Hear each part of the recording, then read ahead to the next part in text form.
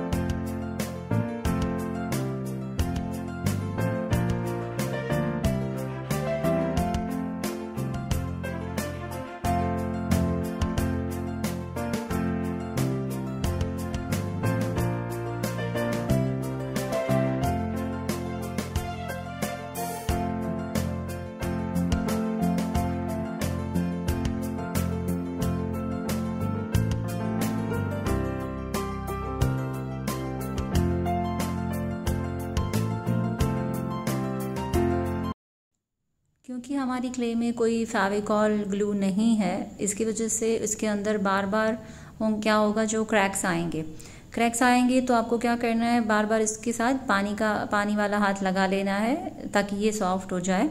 और कहीं पे भी कुछ नहीं ऐड करना है इसके साथ। अगर आपको लगे कि अगर आपकी सॉइल अच्छी नहीं है और अच्छा उसमें इफेक्ट नहीं आ रहा है तो आप चॉक पाउडर यूज़ कर सकते हैं, अगर आपके पास अवेलेबल है तो। लेकिन कोई फेविकॉल ग्लू नहीं, ताकि जब भी हम इसका विसर्जन करें तो ये एकदम से डिसॉल्व हो जाए।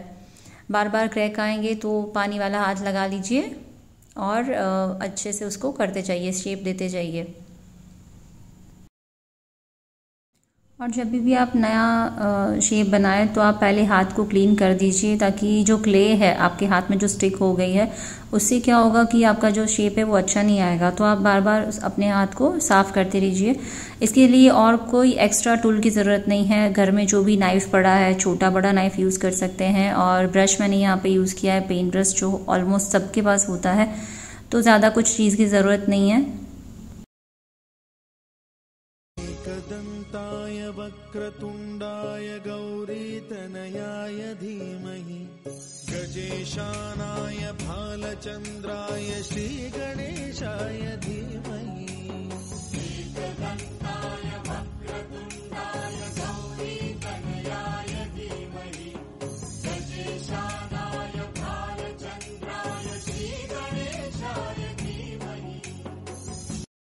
एकदन्ताय वक्रतुण्डाय गौरीतनयाय धीमहि गजेशानाय भालचन्द्राय श्रीगणेशाय धीमहि। एकदन्ताय वक्रतुण्डाय गौरीतनयाय धीमहि गजेशानाय भालचन्द्राय श्रीगणेशाय धीमहि। एकदन्ताय वक्रतुण्डाय गौरीतनयाय धीमहि गजेशानाय भालचन्द्राय श्रीगणेशाय धीमहि। एकदन्ताय वक्रतुण्डाय गौरीतनयाय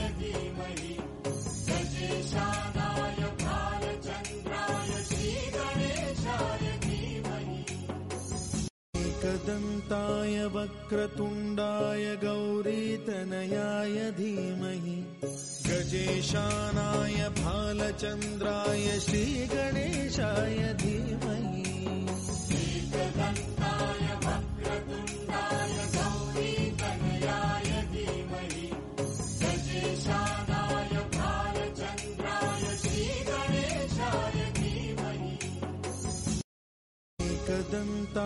वक्रतुण्डाय गौरीतनयाय धीमहि गजेशानाय भालचन्द्राय श्रीगणेशाय धीमहि एकदन्ताय वक्रतुण्डाय गौरीतनयाय धीमहि गजेशानाय भालचन्द्राय श्रीगणेशाय धीमहि एकदन्ताय वक्रतुण्डाय गौरीतनयाय धीमहि गजेशानाय भालचन्द्राय श्रीगणेशाय धीमहि एकदन्ताय वक्रतुण्डाय गौरीतनयाय धीमहि गजेशानाय भालचन्द्राय श्रीगणेशाय धीमहि एकदन्ताय वक्रतुण्डाय गौरीतनयाय धीमहि गजेशानाय भालचन्द्राय श्रीगणेशाय धीमहि एकदन्ताय वक्रतुण्डाय गौरीतनयाय धीमहि गजेशानाय भालचन्द्राय श्रीगणेशाय धीमहि एकदन्ताय वक्रतुण्डाय गौरीतनयाय धीमहि गजेशानाय भालचन्द्राय श्रीगणेशाय धीमहि एकदन्ताय वक्रतुण्डाय गौरीतनयाय धीमहि गजेशानाय भालचन्द्राय श्रीगणेशाय धीमहि एकदन्ताय वक्रतुण्डाय गौरीतनयाय धीमहि गजेशानाय भालचन्द्राय श्रीगणेशाय धीमहि एकदन्ताय वक्रतुण्डाय गौरीतनयाय धीमहि गजेशानाय भालचन्द्राय श्रीगणेशाय धीमहि एकदन्ताय वक्रतुण्डाय गौरीतनयाय धीमहि गजेशानाय भालचन्द्राय श्रीगणेशाय धीमहि एकदन्ताय वक्रतुण्डाय गौरीतनयाय धीमहि गजेशानाय भालचन्द्राय श्रीगणेशाय धीमहि एकदन्ताय वक्रतुण्डाय गौरीतनयाय धीमहि गजेशानाय भालचन्द्राय श्रीगणेशाय धीमहि एकदन्ताय वक्रतुण्डाय गौरीतनयाय धीमहि गजेशानाय भालचन्द्राय श्रीगणेशाय धीमहि एकदन्ताय वक्रतुण्डाय गौरीतनयाय धीमहि गजेशानाय भालचन्द्राय श्रीगणेशाय धीमहि एकदन्ताय वक्रतुण्डाय गौरीतनयाय धीमहि गजेशानाय भालचन्द्राय श्रीगणेशाय धीमहि एकदन्ताय वक्रतुण्डाय गौरीतनयाय धीमहि गजेशानाय भालचन्द्राय श्रीगणेशाय धीमहि एकदन्ताय वक्रतुण्डाय गौरीतनयाय धीमहि गजेशानाय भालचन्द्राय श्रीगणेशाय धीमहि एकदन्ताय वक्रतुण्डाय गौरीतनयाय धीमहि गजेशानाय भालचन्द्राय श्रीगणेशाय धीमहि एकदन्ताय वक्रतुण्डाय गौरीतनयाय धीमहि गजेशानाय भालचन्द्राय श्रीगणेशाय धीमहि एकदन्ताय वक्रतुण्डाय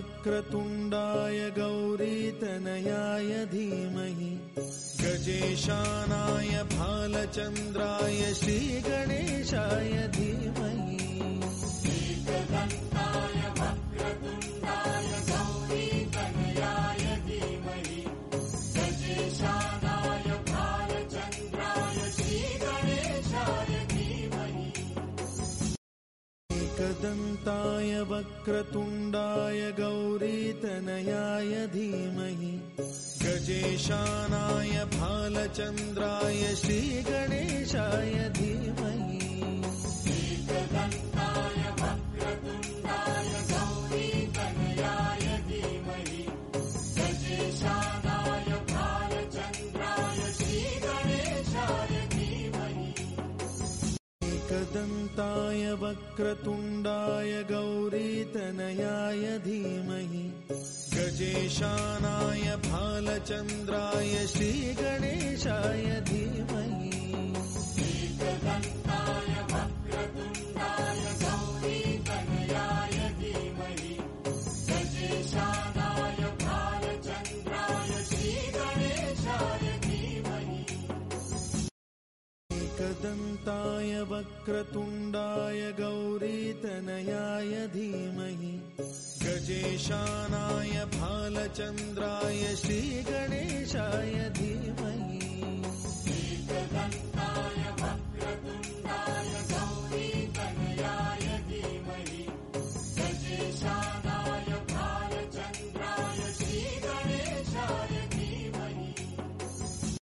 एकदन्ताय वक्रतुण्डाय गौरीतनयाय धीमहि गजेशानाय भालचन्द्राय श्रीगणेशाय धीमहि एकदन्ताय वक्रतुण्डाय गौरीतनयाय धीमहि गजेशानाय भालचन्द्राय श्रीगणेशाय धीमहि एकदन्ताय वक्रतुण्डाय गौरीतनयाय धीमहि गजेशानाय भालचन्द्राय श्रीगणेशाय धीमहि एकदन्ताय वक्रतुण्डाय गौरीतनयाय धीमहि गजेशानाय भालचन्द्राय श्रीगणेशाय धीमहि एकदन्ताय वक्रतुण्डाय गौरीतनयाय धीमहि गजेशानाय भालचन्द्राय श्रीगणेशाय धीमहि एकदन्ताय वक्रतुण्डाय गौरीतनयाय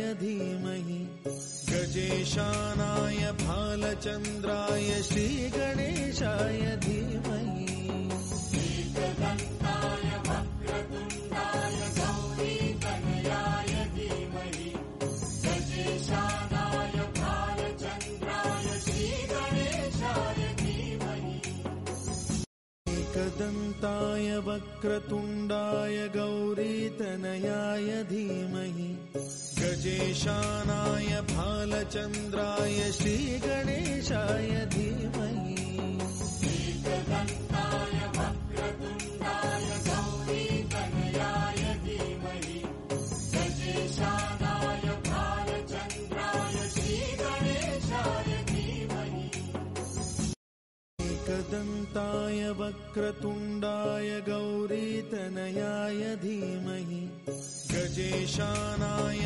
भालचन्द्राय श्रीगणेशाय धीमहि एकदन्ताय वक्रतुण्डाय गौरीतनयाय धीमहि गजेशानाय भालचन्द्राय श्रीगणेशाय धीमहि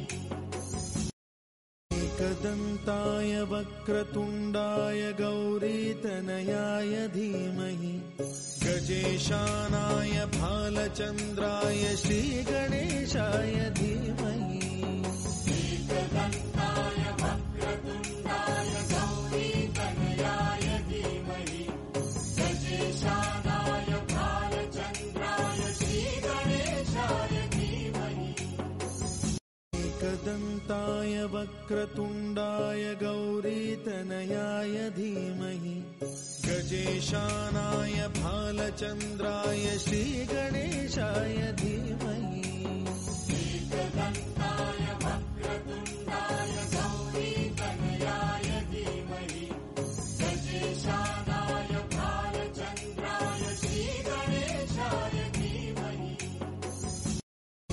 एकदन्ताय वक्रतुण्डाय गौरीतनयाय धीमहि गजेशानाय भालचन्द्राय श्रीगणेशाय धीमहि एकदन्ताय वक्रतुण्डाय गौरीतनयाय धीमहि गजेशानाय भालचन्द्राय श्रीगणेशाय धीमहि एकदन्ताय वक्रतुण्डाय गौरीतनयाय धीमहि गजेशानाय भालचन्द्राय श्रीगणेशाय धीमहि एकदन्ताय वक्रतुण्डाय गौरीतनयाय धीमहि गजेशानाय भालचन्द्राय श्रीगणेशाय धीमहि एकदन्ताय वक्रतुण्डाय